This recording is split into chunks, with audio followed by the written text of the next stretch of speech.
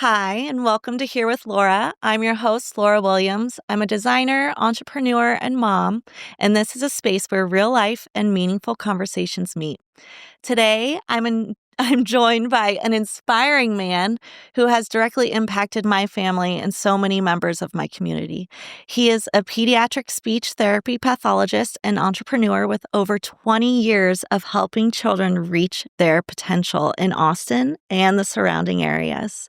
Please welcome Marcus Neal, owner of Emily Therapy and Children's Therapy Spot. Thanks, Thank you Laura. for being here. Thank you. It's an honor to be here, honestly. I get spam emails daily asking me to be on podcasts, and I'm like, click, delete. So, well, we have a relationship, so. Yeah, when you invited me, I was like, yes, finally a real one. Aw, well, good. So I met Marcus when I brought my son, Jack, to Children's Therapy Spot after noticing he was just struggling with his speech. It was messing with his confidence, and honestly, he was starting to get a little bit angry because people weren't understanding him. And he was only 2, which as a mom is sad when your very sweet child is typically, happy, sunshine and flowers all the time. And then suddenly he's trying to speak and I'm the only one that understands him. Yeah. So when you're having to go to preschool, it's hard and scary to begin with. And then if nobody knows what you're saying and you feel like you're communicating at your best capability, I can understand how that can feel really frustrating. Absolutely. Their ideas are there, Mm-hmm. and they come out. And when other people don't respond to you, we don't really recognize it. But even at an early age, 1, 2 years old, kids understand when they're not understood. Yeah. And just the small little subtle reactions that people have towards them, they process them. And we finish every single evaluation report with the phrase that without treatment, this could lead to social emotional issues where the child will revert away from communication and not want to talk to people. And that doesn't go away. It lives with people throughout their lives. And eventually they're in college and they don't want to speak in public, or they choose careers that don't involve communicating with people directly. So these little things don't just disappear. And that's kind of, one of our main purposes in what we do is we want to make that impact early so that they can have a fruitful life and build really strong relationships. But it's very noticeable. Yeah, it is. And I feel like a lot of times it's kind of put onto the checklist of that's just their personality. Yeah. They're just shy. But really, they don't want to speak potentially because people don't understand them anyway. Yeah. And they're smart. So they know when they're not going to be successful, and none of us want to be put in those situations. No. Right. So that's kind of where it all begins with us is once there's some social emotional stuff going on that the parents start to realize, then it's no longer this cute little lisp or they sound like they're from Boston. It's not cute anymore when you start to see it affect their peer relationships. And that's usually the catalyst for them to explore speech therapy. And we also do occupational and physical therapy too. So those are, oftentimes a little more observable. Mm-hmm. But doctors are typically going to see when your kid's not talking, and then they'll tell you, hey, you should go get this checked out. Yeah. But catching it early like you did is really beneficial because we can make some big changes early on in a kid's life. So tell me about how Emily Therapy began. I know that was your first office, then you opened the Children's Therapy Spot. Yeah. I'd love to hear a little bit about that journey, what you guys offer, and kind of go from there. Yeah, so Emily, it's kind of funny because it's actually named after my old boss, Martha Lee. Oh. And she's the one who opened it. And she was my first mentor and coach. And she kind of taught me all the technical skills that I know today in terms of how to do speech therapy. Mm-hmm. And she retired and sold me the practice. And I was only 3 years out of grad school. Wow. So my first reaction to her was like, hey, can I at least try to run this thing before I buy it? She said, no, I'm selling it. Okay. You either take it or leave it. And she gave me the family deal. So it was honestly... well, that's a testament to what she saw in you and your capabilities and what your future would hold because... prior to, coming back as a speech therapist, I was an assistant for her for 2 years. And I think that's kind of where the foundation was laid is, she saw how hardworking I was and just kind of the connection I had with children. I'm the oldest of 6, so like this thing came natural to play with kids. Yeah. And the responsibility that I showed. So there was a foundation there. But when she decided to retire, she's like, hey, I'm selling this thing. You either take it or leave it. So like probably many All right, of the stories. Martha. Yeah, any of the stories that you're going to hear on this podcast, like it starts with the decision to just jump off the building. Mm-hmm. And I remember at UT, my keynote speaker, he said, all successful people, they all climb to the top of the building, and only the true entrepreneurs are the ones that are going to jump off and learn how to fly on the way down. Ooh, you gave me chills on that. So a lot of people will stay up there, right? Like you got to the top, but only It's scary. It is very scary, yeah. There's a lot of risk, and something that we always say is if it wasn't scary or hard, everybody would do it. Yeah, absolutely. Yeah. So I jumped off the building and I bought the clinic from her and started putting my own twists to it and really started to hone in on kind of what our core values were and what I wanted this thing to be. And that story all starts kind of with my own family history and my brother and things like that. So I started to craft this vision of what Emily could be. And it grew really quickly. And during the pandemic, the demand for therapy services just went through the roof. Yeah. And there was a point in my career where I wanted everything to be perfect before I expanded. And the demand was just so great that I had to take another leap. And so I opened the children's therapy spot in 4 Points. Mm-hmm. And that grew. And then just opportunities started to come around, and I opened a third clinic in Georgetown, and all this stuff is probably way too fast because we'll talk about stress and balance, I'm sure, but it's just these risks that I think are inherent with true entrepreneurship, and that you start to figure these things out on the fly, honestly, because we're not really, speech therapists aren't trained to do all this stuff. They're running a business. Neither are designers. Numbers, yeah. So all these things are truly risks. And, I'm pretty spiritual. So I just pray every day that the risks are taking me in the right direction. But that's kind of where it all started. It was a gift to me from my mentor, my boss, Martha, which I'll forever be in debt to. And, just kind of doing the right things and having a really good core value system has helped us do the right thing and grow. I always say, like, if you take care of the families and the kids first, everything else will kind of fall in line. Well, and that's what I appreciate so much. Even as a parent walking into the places, you could tell that you actually care about these children. You're not just trying to get a paycheck. Right. You're going in there and every single day doing your best to make sure that either you or somebody on your team is positively impacting these kids. Yeah. And it's in your whole, you walk in and you feel it. You look around, it feels like sunshine in there. It does. It's the energy and the love, right? I'm big on energy. And you have such an amazing team. They're great. Love Chelsea. They're great, yeah. Oh my gosh. She just had her baby and she's enjoying motherhood right now. Yeah. But she was texting me the other day. She sent me a picture of him. It all starts with love and that positive energy that goes into every session, how you craft the space, how you take care of the games, right? Like we've got games that you can't buy anymore. And you have to love that game because it's going to help a lot of kids. Yeah. And it's understandable, like when you're running a small business, that sometimes the finances and the logistics of everything kind of are at the forefront of your mind, but you kind of have to push that back because it starts to trickle into your behaviors and how you treat the parents and how you treat the kids and the therapists, and starts to create an environment that's not full of love. Yeah. So I get that. And it's hard though, because it impacts your family if it's not successful. Absolutely. So it's hard to take that, I don't want to say selfishness, but the truth of it is you're on the line there. Yeah, absolutely. And your wife and your daughter. So it's scary. Absolutely. Yeah, very, very scary. And now with 3 clinics, the numbers are multiplied. So add zeros to everything, and all of a sudden your $10,000 budget is now $100,000. And, these big swings start to make life a little bit scarier. But honestly, if you just kind of understand that is a major part of it, but it's not the reason why we got into it, then that helps you behave in a way that is true to what we were meant to do, and that's to help families and kids. And if I were behaving in a way that was just completely about the finances, it would trickle down to the therapist, and that would trickle down to their therapy, and that would trickle down to the parents. And that would create a situation that's not loving. Yeah. And you would feel that too. Yeah, So, absolutely. So tell me about the different disciplinaries that you all offer. You mentioned occupational. What does that mean? yeah.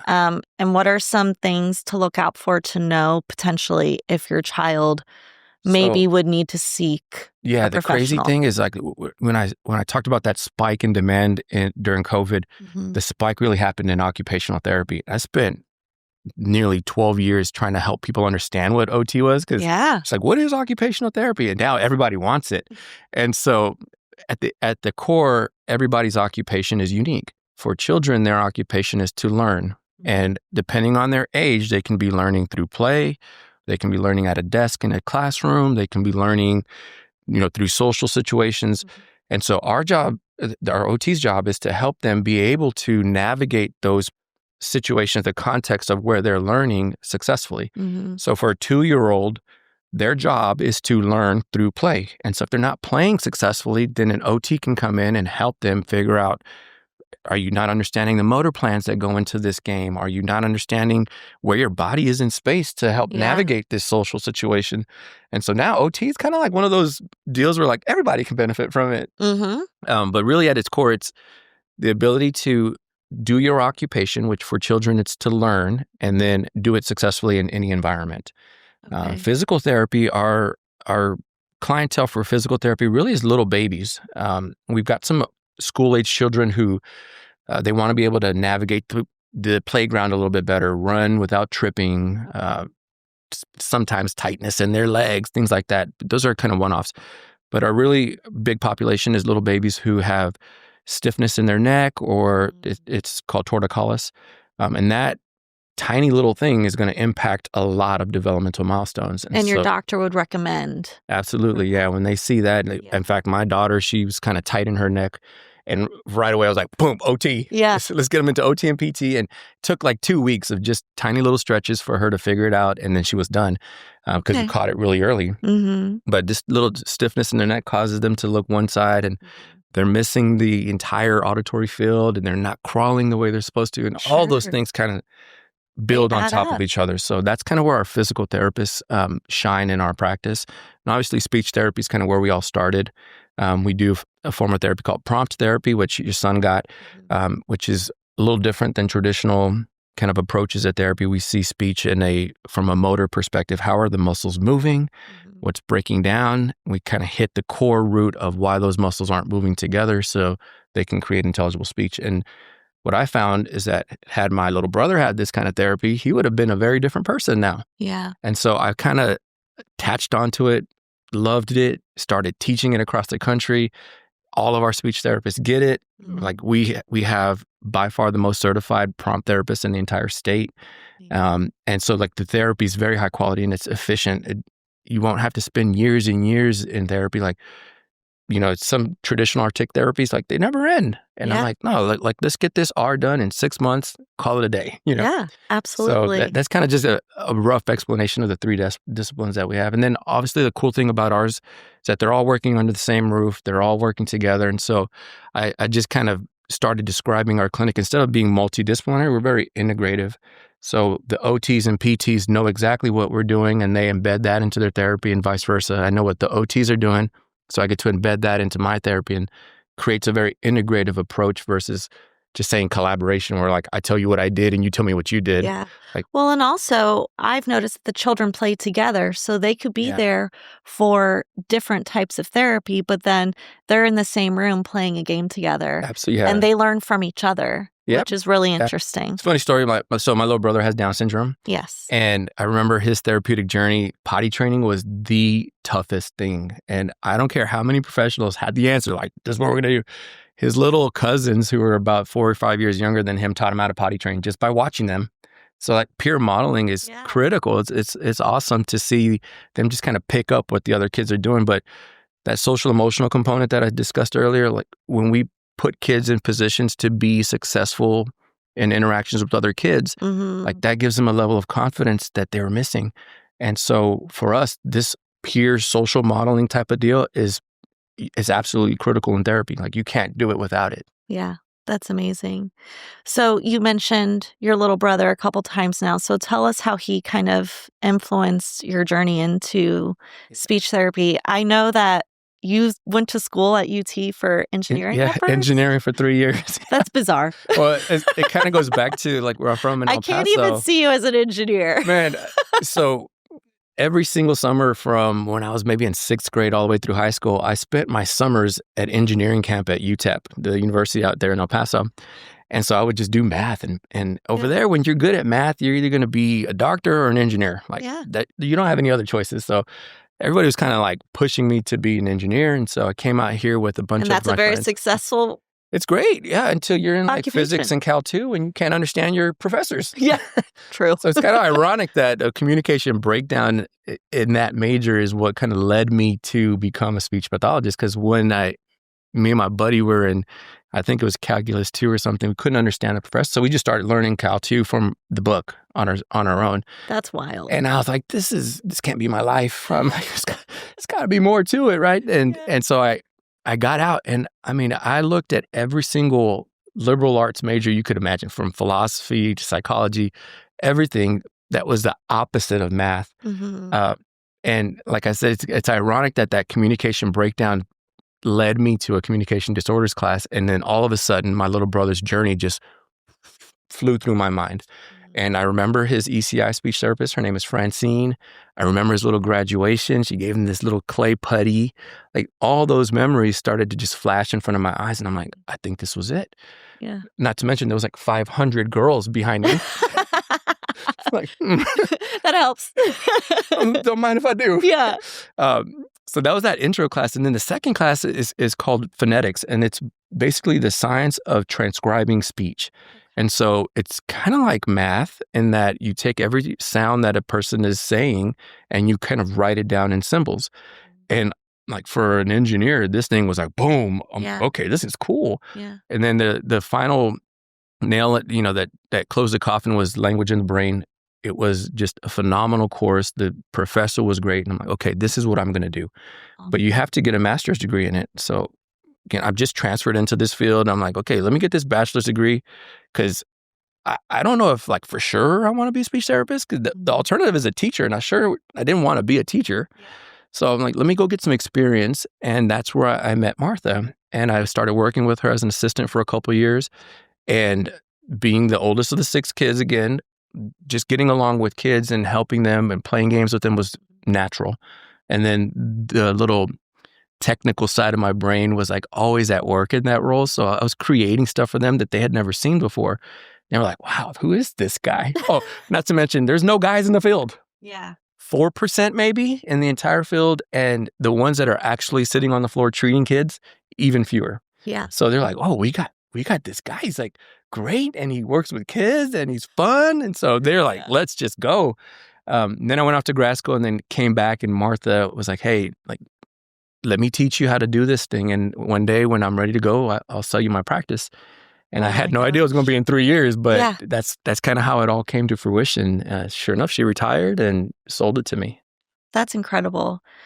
You mentioned to me before also that your mom is an incredibly hard worker, and that really kind of impacted you in your work ethic, your drive. Tell me a little bit about her and why you are the way you are.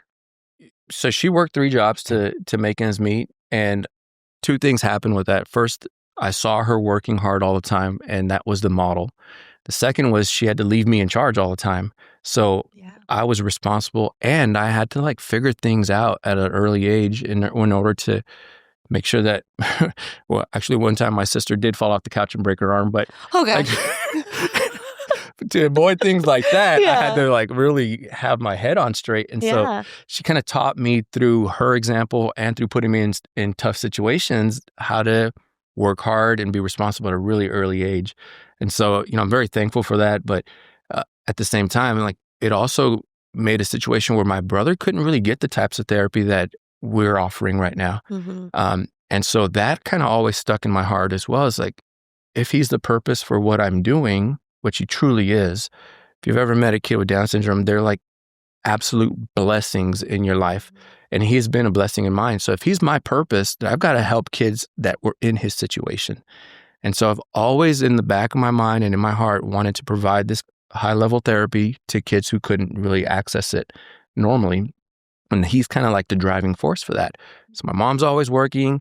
He's getting the school therapy or whatever he could because we really couldn't afford to go out and get it privately. Yeah. And I'm there trying to basically raise him a little bit, you know? Mm-hmm. So kind of set the foundation for what I am today. And like I said before we started, my sisters are like always like, oh, here comes Marcus. Yeah. It's just because I've always been that type of father figure, the more responsible one out of everybody. I'm like, this is what you guys need to do. Well, you had to be. Yeah. You know, you were put in a situation where someone's got to do it, and your mom relied on you. Absolutely, yeah. You know? And she chose right, obviously. Like, you obviously did a good job, But and I have like, you know, I do a lot of reading, and one of my favorite books is The Black Mamba by Kobe Bryant. Uh-huh. And Kobe talked about his work ethic and how other players were out there partying, and when they were getting back from their partying, he was going to the gym. Yeah. And one of the things that really stuck with me is he said, if you want to be successful and great in anything that you're doing,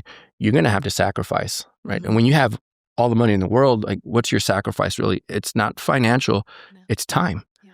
And for him, he's like, if I had to sacrifice time, I didn't want to sacrifice the time for my family. So I woke up at 4 o'clock in the morning to get all my work done so that I had that time with my family. And that stuck with me. And so now, like, when people talk about like how hard of a worker is, like, I pride myself on running circles around people, and I do it early in the morning. I do the same thing. I'm up at 5 so I can get my me time in, my workout, read all my emails before anybody wakes up or needs me.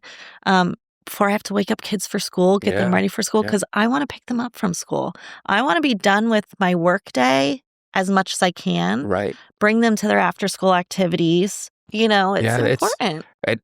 My daughter, she's 3, so she really needs me when I get home. And even though I'm exhausted, I still now have time to give her. Yeah. And that's only possible if I'm doing that work early in the morning, you know?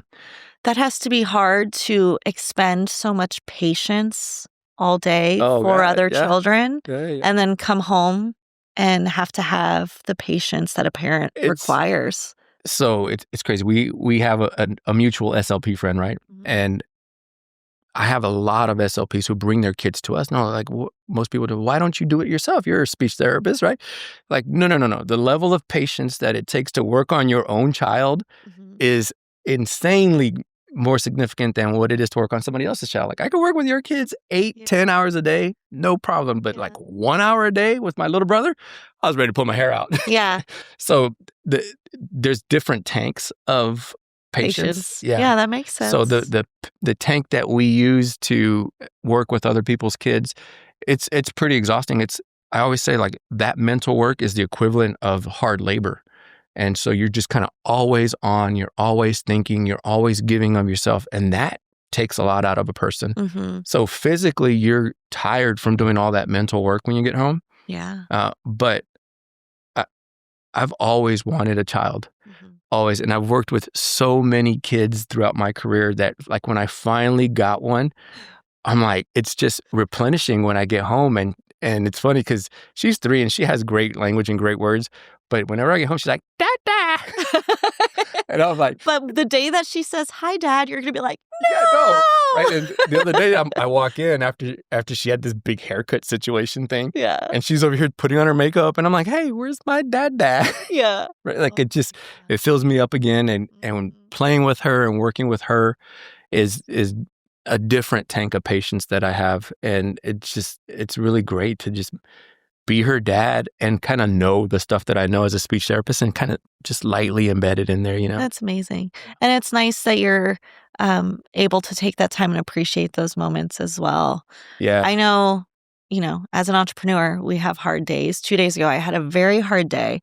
I was just up to here with stress. Yeah. And I got home from work like 30 minutes before I had to go walk to pick up the kids from school.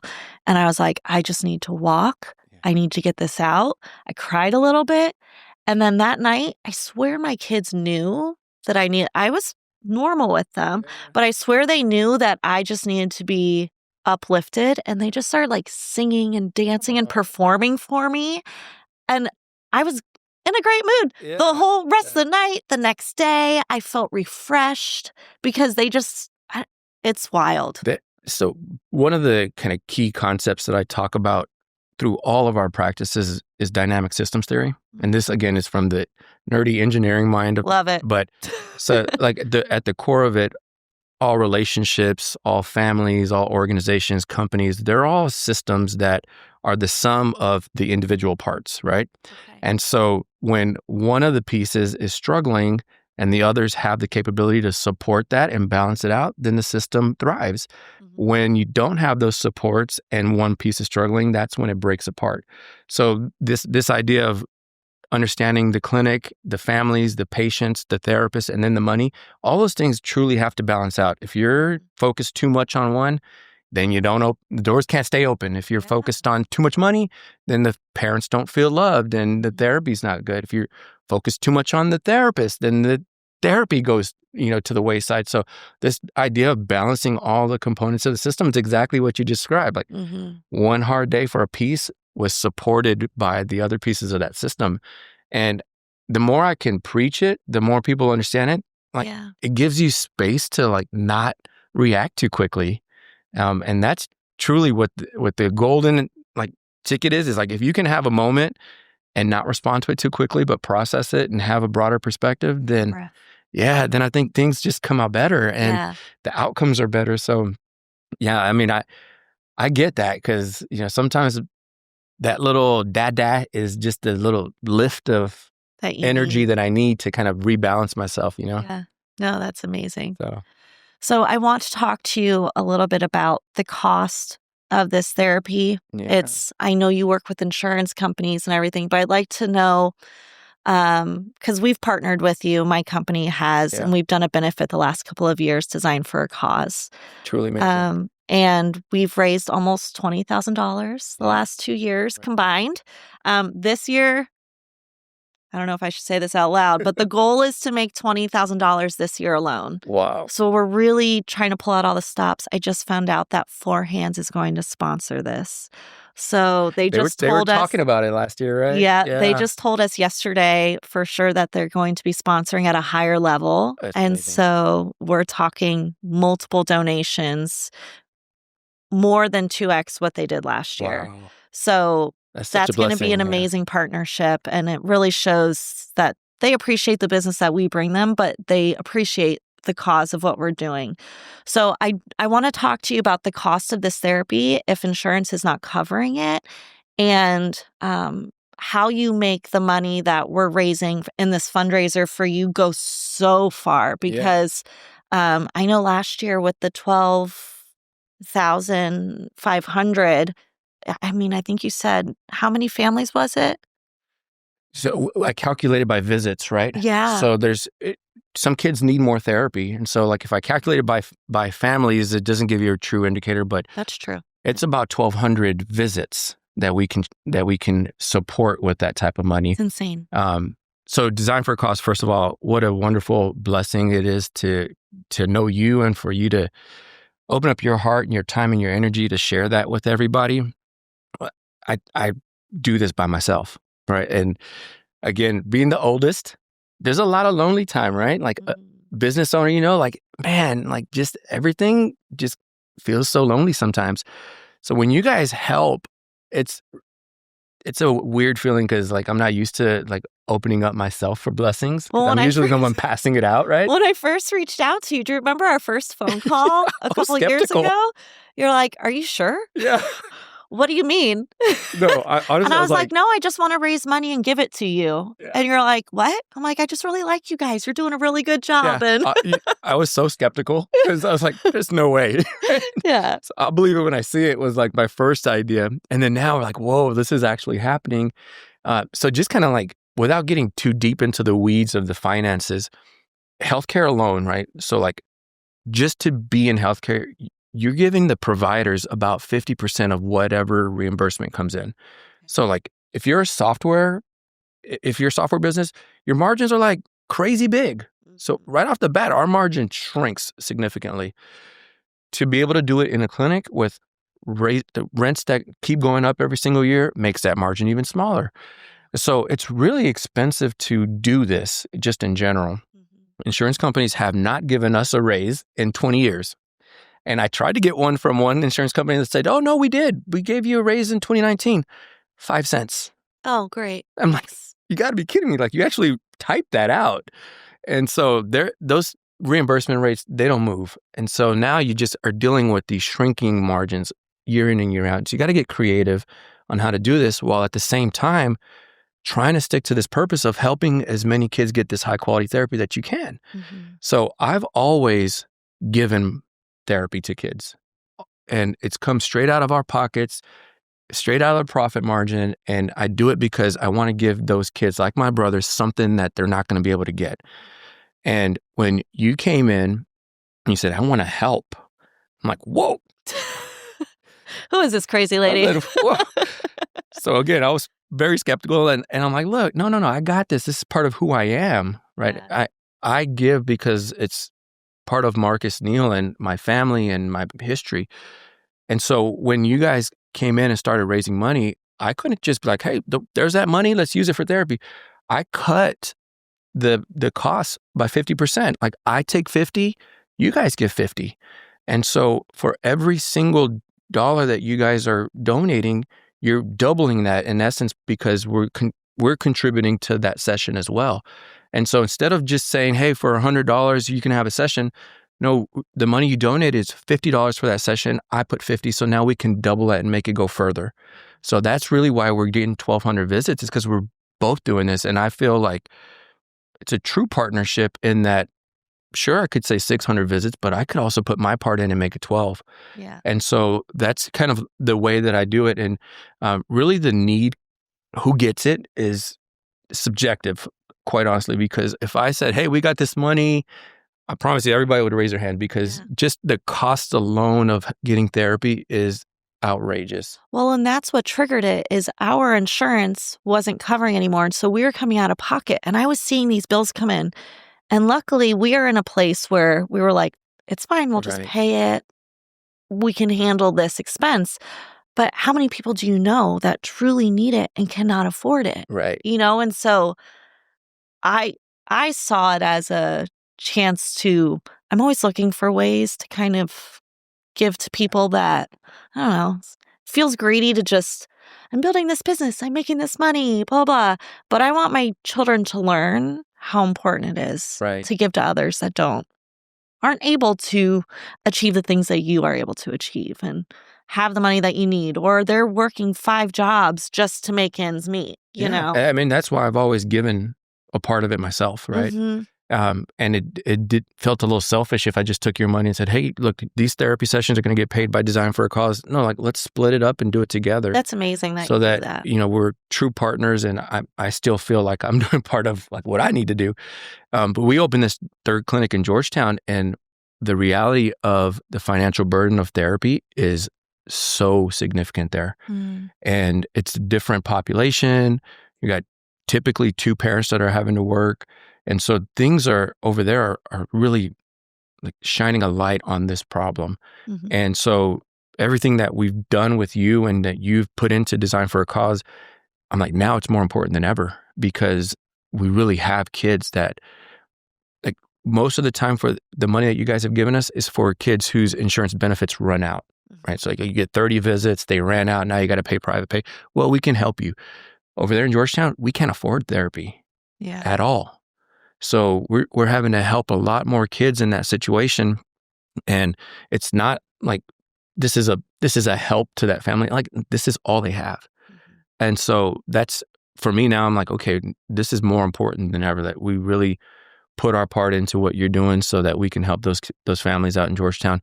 Steiner Ranch, we've got some kids in there the main issue really is that insurance benefits, like, if you call your insurance company, they're going to tell you, oh yeah, sure, speech therapy's covered. But they don't tell you how much details. Yeah. Right? They don't say they're only going to cover you if XYZ is met and for only 20 visits. Well, most of the time, this stuff lasts more than 20 visits. I know. So we're like, okay, yeah, true, you have speech therapy benefits, but are they going to pay for anything is a different question. Deductibles sometimes get upwards of $5,000. If all you're doing is speech therapy, you're not going to meet that deductible. So you're in essence paying out of pocket the whole time. And the insurance company never kicks in their portion. Yeah. And so like the actual financial reality of it is not something that most parents like come into the therapy sessions understanding. So we do a really good job now of just saying, hey, look, here's your policy benefits. Here's what you can expect to pay. Can we do this or can we not? Yeah. Right. And if they And can't. it's nice that you go the extra mile because insurance is just confusing in general. Yeah. It's so confusing. And you guys are having to live in the weeds of it all the time. And I know I had multiple conversations with you when we switched policies.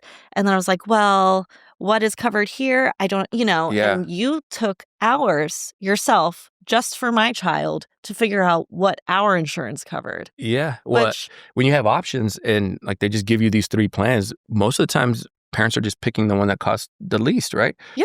I'm like, okay, but if you paid just a little bit extra, all your therapy would be covered. Mm-hmm. You pick that cheaper plan, then they're only going to cover this amount, which leaves you out of pocket, and it's going to cost more money in the long run. So I sit down again with the engineering brain, right? Yeah. And I'm like, all right, let's do the math here. I met a dad the other day who was like on par with all that. He's like, okay, what about HSA benefits and tax implications? I'm like, too much, right? He's like, you figure that out. Yeah. But I That's was like, so funny. but you just do the math and you can figure out which plans work better. Yeah. Because then the rep is not going to tell you. They're just going to say, No. yeah, speech therapy is covered. They won't tell you how much of it. And Yeah. so I think now doing a little more homework in the up front helps parents make a more informed decision. And we're not, so in the past when I had to pay for therapy, it was usually because parents racked up a big bill and couldn't pay it. Right. Right. And so I'm like, don't worry about it. I'll take care of that. And now we're able to provide therapy where we have the information up front and we're saying, hey, we know that this is not affordable. We can help you. And it's people like you and what you're doing, like you make that possible. And so I'm forever indebted to you and Martha and everybody that has kind of. You don't need to add me to the list with Martha. That's crazy town. Yeah, no. But I mean, I wouldn't be able to completely do what I want to do without your help, Well, it takes a village to do anything well. And you actually gave me a little, I love this. I wrote it down, so bear with me here for a second. You said a mantra. Okay. The difference between good, great, and excellence can only be found in the details. Yeah. I love that so much because I feel like that embodies so much of what I do in every facet of my life, but I'd love to know what that means to you.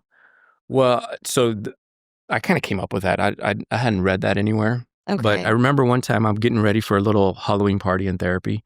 And it's early on in my career, so I just kind of throw some stuff on the table. And Martha comes in, she says, you could organize that a little bit better. Just pay attention to the details.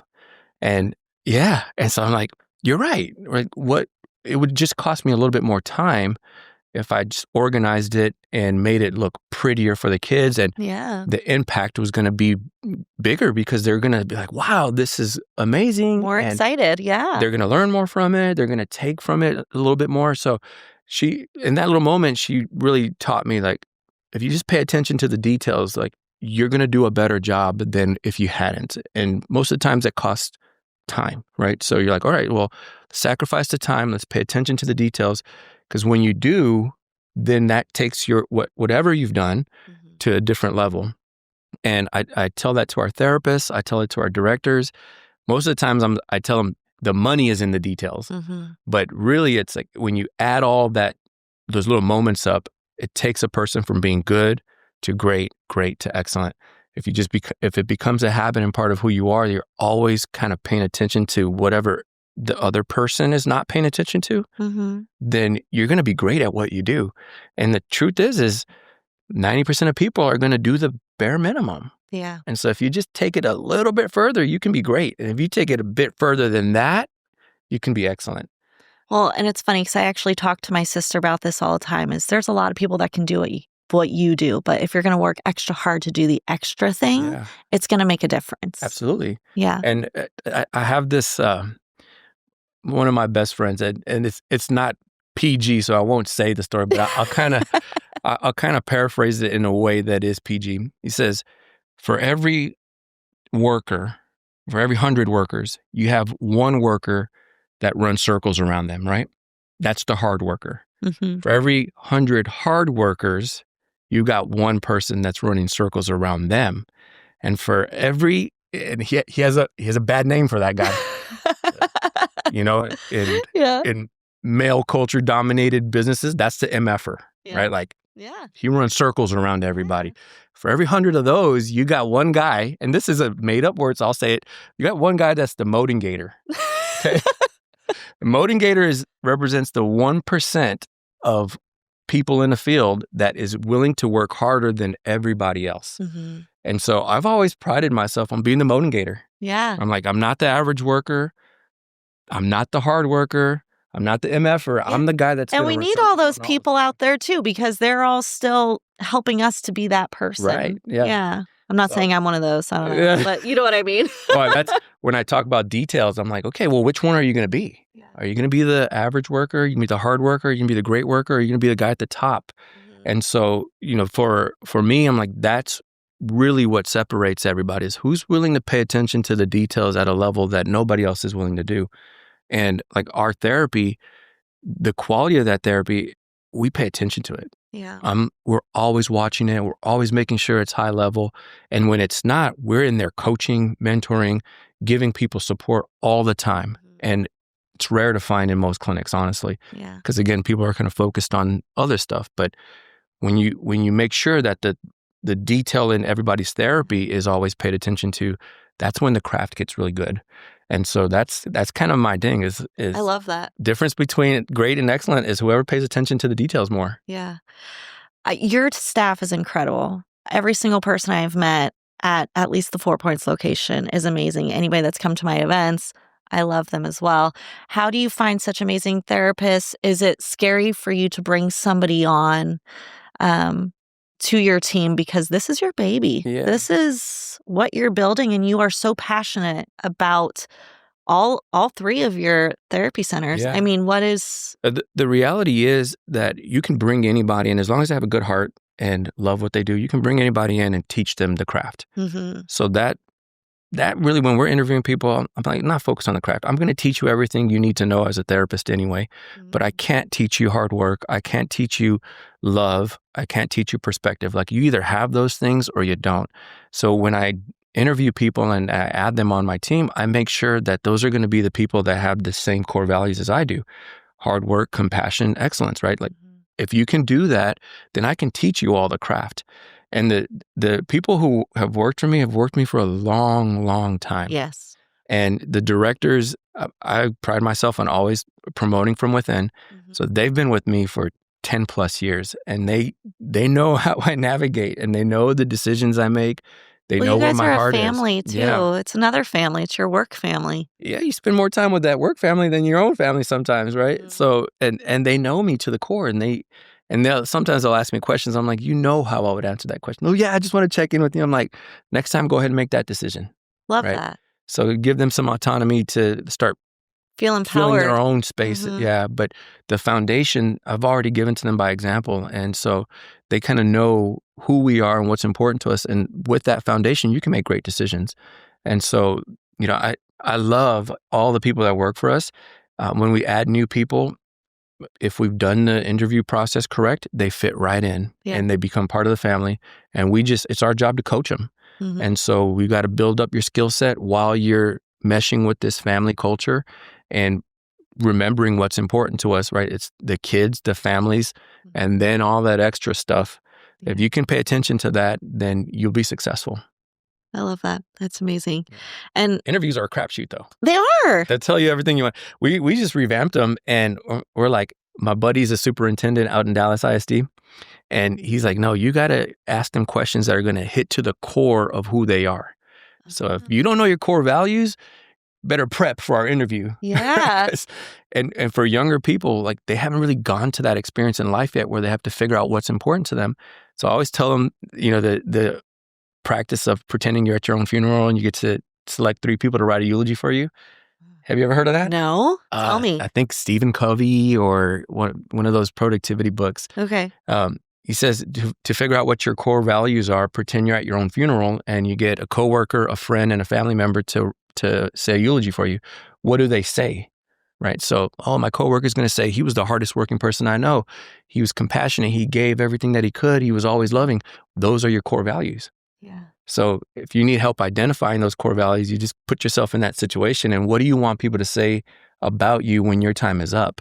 And that's where you start honing in on what's important to you. And so those core values align with our core values, love, compassion, and perspective.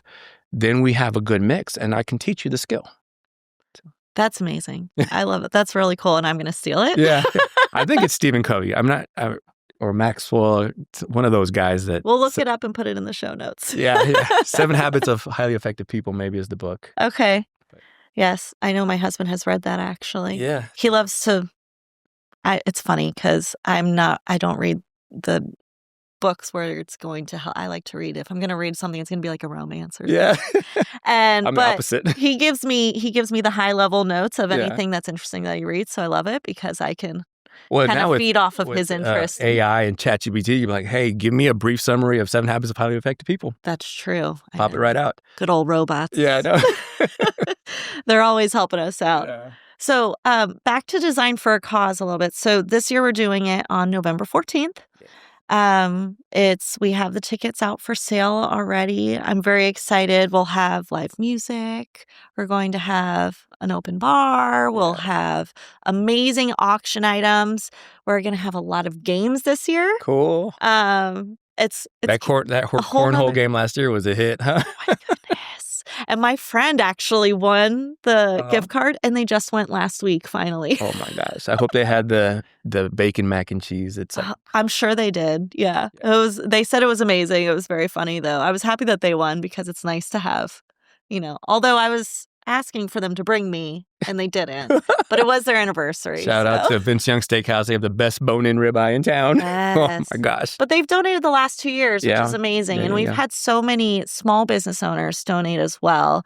Nutritionalists. I know that, Nuvitru, who actually she came onto the podcast, Dr. Lahana. She donates every year to do a gut test. And so you're coming in and you're not only getting, an opportunity to bid on your gift cards, your this, your that, but also experiences for your health. There are, personal trainers who give. Yeah, well, the people that you meet at the event is amazing, right? Like there's people from all walks of life, and and honestly feels like a networking opportunity where you're like, whoa, you're a dentist and let me put you two together. Right? Yes. So, and a lot of people will come who are interested in your services and don't really know how or when to take the leap. And I know that after you give your speech, that always brings everybody to tears. It's bound to happen every year. That's when people say, oh, I need to go talk to Marcus because I think this is something, so I'm hoping that by listening to this podcast that, maybe some other parents who might in the back of their mind think it might be the time to take my daughter or my son to be evaluated. I tell parents this all the time because you take your 2-year-old in and do they need therapy? Yeah, so they're on the fence. I tell moms and dads all the time, go with your gut. Like there's no wrong or harm that can happen to you if you put your kid in therapy. Yeah. So like at the worst case, they didn't need therapy and you just gave them a little bump, but we'll figure it out really fast if they needed it or not. Versus waiting and letting all these things kind of calcify, if you will. So, behaviors, not just like behavior in the traditional sense, but like even speech is a behavior. It's like all these things that they're going through, they tend to get reinforced in a way that makes those things harder to break down and repair. Yeah. So like if you wait too long, it takes longer to fix it. Mm-hmm. So, getting them in early. New habits and getting them in early is like great because we don't have too many bad habits that we have to break or calcified behaviors, so we can do a significant amount of change in a younger system if they get in early. Yeah. And I just say, go with your gut, right? Like if you feel like something is off, then listen to that gut because you're probably going to see that just a little bit of help can help that. Well, and with Jack, he just was not producing words like I thought he should. And his older sister was always such an eloquent speaker from age 2. I mean, she was speaking in perfectly complete sentences, even like saying Lee at the end of, oh, she did that so quickly. Yeah. You know, she would say Lee, and I'm like, man, my parent game is like, yeah, I'm killing it. My daughter hit me with a mysteriously yesterday. She's like, it mysteriously went away. I'm like, you're like, that's the cutest thing you've ever said. But I noticed, and so I have a friend who's an SLP, who was a stay-at-home mom at the time, and now she's back working. But I went to her and I said, hey, do you think Jack needs speech therapy? And she goes, I would get him evaluated. I would just do it. And I said, okay, done. But I think for a lot of parents, it's hard for them to either seek someone they trust. I'm lucky that one of my best friends is somebody who is knowledgeable. But I think coming to a professional feels like a really large leap, especially if you're in elementary school. I mean, I had my son evaluated when he started kindergarten, and they said it's not severe enough, because this was before he had graduated. It's not severe enough to take him out of his class where he's learning to read, he's learning math, and bring him in. So it has to be at a certain level. And if you're trusting academics. Yes. Yeah. But it does at the root of it. If he's not saying his letters properly as he's sounding out words, he's going to be confused and he's not going to know how to actually read the right way. I've got a little girl right now who's kind of preparing for a graduation. And I was like, hey, so here's what's going to happen, right? Just like Joshua's graduation, you're going to get a gift. Yeah. I'm going to put you up on the stage and you're going to say a speech. And she's like, no, I'm not going to say a speech. I'm like, why not? She's like, I don't speak in front of people. And you're like, yes, you do. you can though. Yeah. Right? Like you can do it now. And so that's part of the therapy process. If you don't pay attention to that confidence and trust, then your job isn't done. And so for her, like we've got to get her confident to be able to speak in front of people. Because like I said earlier, like that goes a long way in life. Yeah. And it's kind of like the Grand Canyon where these things, they don't just disappear in your life. They form who you become as an adult. And so, we may think that the kids aren't seeing it, but they see all the reactions. They see when people don't understand them. They definitely see the frustration in themselves when they can't be understood and they have all these great ideas. So like we just have to kind of pay attention. They're excited to share, and then maybe they lose that excitement. Yeah, which that's is the worst part. So sad. That's ultimately what we want to avoid at all costs. Is we want them to form fruitful relationships, find friends, be good classmates, those types of things. And when you can't express yourself and your ideas effectively, it affects that ability to create those relationships. And so ultimately, like our job is to create a child that can go out there and make friends and succeed in school. And so you got to pay attention to the trust and confidence piece at the end of it all. Like, so what? They found their R. They're still not confident. Like, we got to work on that a little bit. It's important. Yeah. Speaking of the confidence, I don't think I told you the story. Did I tell you about that my son is now a stand-up comedian? No. Okay. So, well, first of all, I totally can see it. Right? I totally can see it because he always had a little twinkle in his eye. Like I'm like, there's something in there that I didn't know it was a joke, but it probably was. It was definitely. So it's spring break. We go to an all-inclusive resort, and there's a huge stage, full auditorium. It's open mic night. You can do anything you want. My daughter goes up, she sings. This is in front of hundreds of people, okay? They say, Jack Williams. He walks up onto the stage, and he's just standing there. And my husband and I are like holding hands. Yeah. I'm like, what is he going to do? And we're like, go ahead, buddy. And he goes, why does the chicken cross the road? The whole audience shouts, why? And he goes, because he wanted to get to Chick-fil-A. And he tells, I'm not kidding, 10 knock-knock jokes. Oh my. 10 knock-knock jokes in a row. He's up there for probably 5 minutes because he waits for the applause to die down. Pauses, thinks to himself, but I'm sobbing. My husband is crying. We're just like... He's like, ignore the Grammy music. I'm on a roll. Yes, it was the most incredible moment. And Chase and I, after that moment, looked at each other and were like, that is why we did it. That's why we did what we did. That moment right there. I've had conversations with Chase, and he told me about his journey and all of this. And And you can see the emotion in him when he talks about what he went through and how he didn't want his son to go through that. Mm-hmm. And that's the same way I feel about my little brother. I'm like, all these little kids are like my little brother, right? Where I'm like, I don't want to see you have to struggle down the road. So let's fix it now. Yeah. And then you get these moments and you're like, man, I always kid because the moments that we talk about mostly when we get kids finally talking is parents are like, how do you get them to stop? Yeah. I'm like, It's like, sorry. We spend all this time getting them to talk and they're like, wait, how do you get them to stop, please? Yeah. Or like one of the first words is no. And they're like, take that one back. Yeah. Right. And I kid with my daughter all the time. I'm like, hey, I'm going to take some of those words back, Missy, because that's not what we're supposed to be saying. I know, it's so funny. I actually, when my daughter was little, we never used the word no around her. Yeah. We'd say, let's do this instead. We probably shouldn't be making that choice. Let's do this instead. And so, but then by the time she was 2.5, we were saying no. Yeah. And when Jack came along, he said no all the time. We're like, well, we couldn't avoid it this time. No is a powerful word if you don't have speech, right? And so, because they're going to be put in situations that they're not comfortable or they don't want. And if we can teach them no, instead of, can we do it a different way? Yeah. No.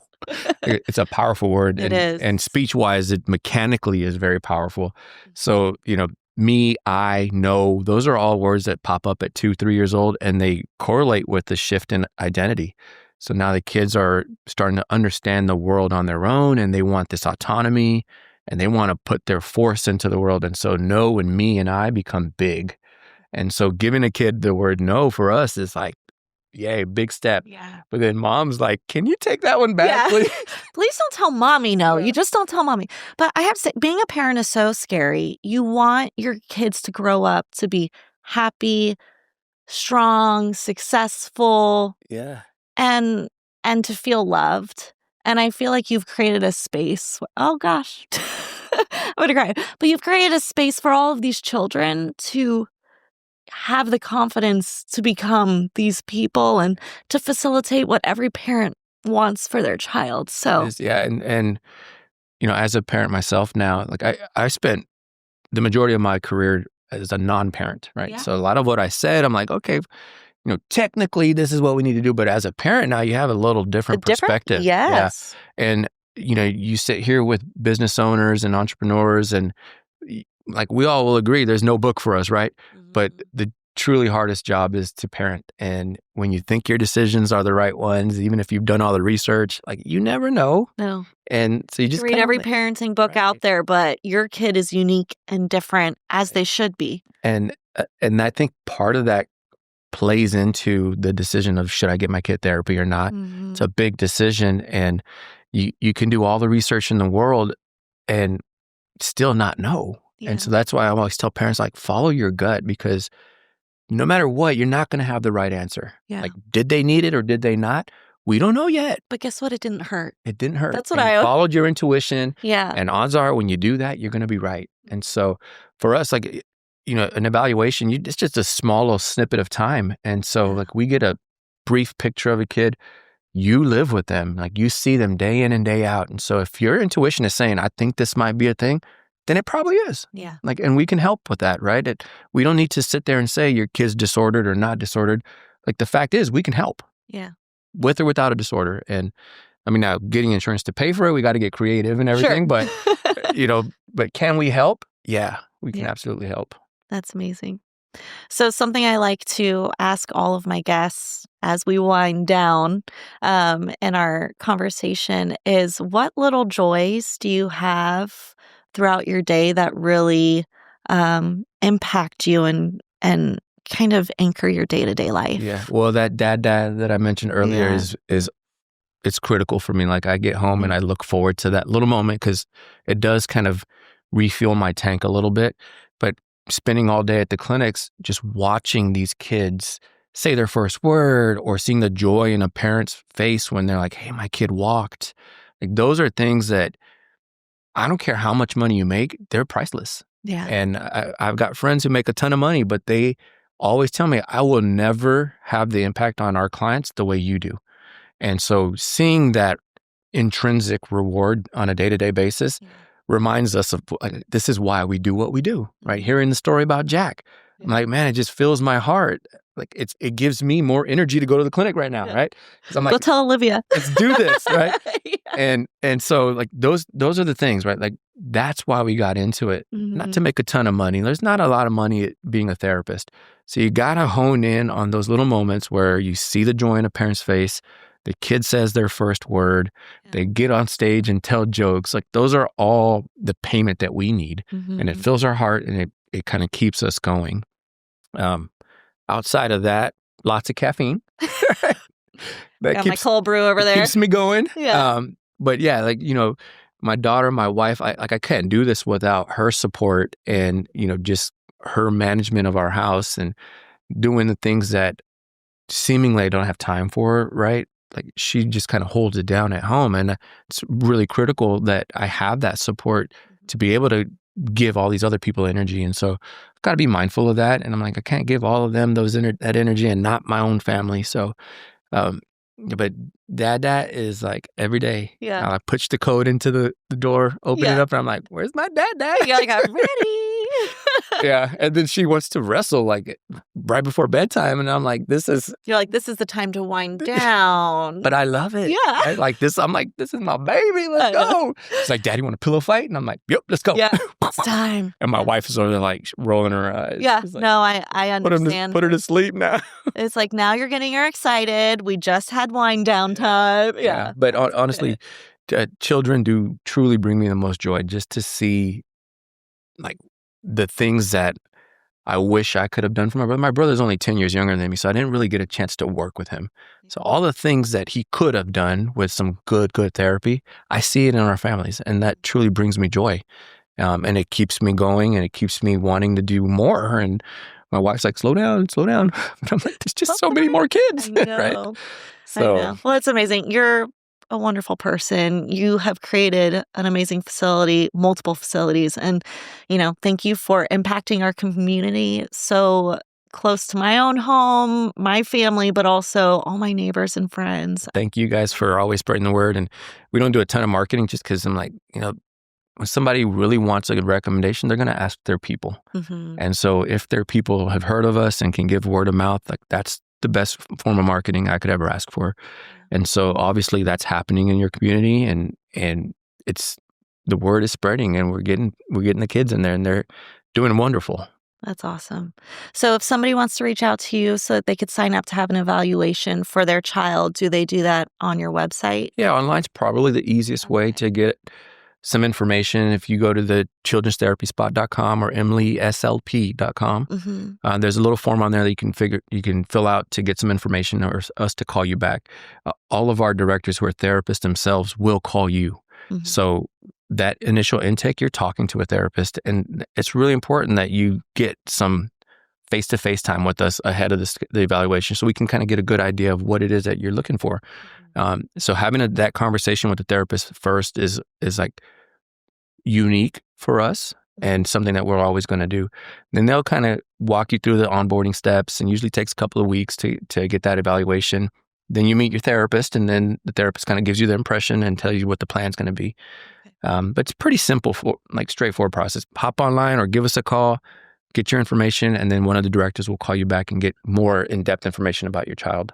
Amazing. Thank you. So we will put all of those websites into the show notes so that everybody can know how to reach out to you. Marcus, thank you for being here. Thank you again for having me, Laura. It's been a pleasure. Yeah. And I'm excited for Design for a Cause November 14th. Absolutely. Let's do it. You can get your tickets if you'd like to come at luma.ma/design for a cause. And we will also put that in the show notes. So you can just click it. Tickets are $50 a head. We'll have entertainment, food, alcohol, games, lots of great silent auction items. And every dollar that you spend goes towards children in need of therapy. So thank you. Thank you. And thanks for spending a little time here with Laura. If you enjoyed today's conversation, I'd love it if you'd subscribe, leave a review, or share the episode with a friend. It helps more than you know. And you can find out more about me, Marcus, and everything we talked about in the show notes. So until next time, take care of yourself and don't forget to make space for what really matters. Thanks.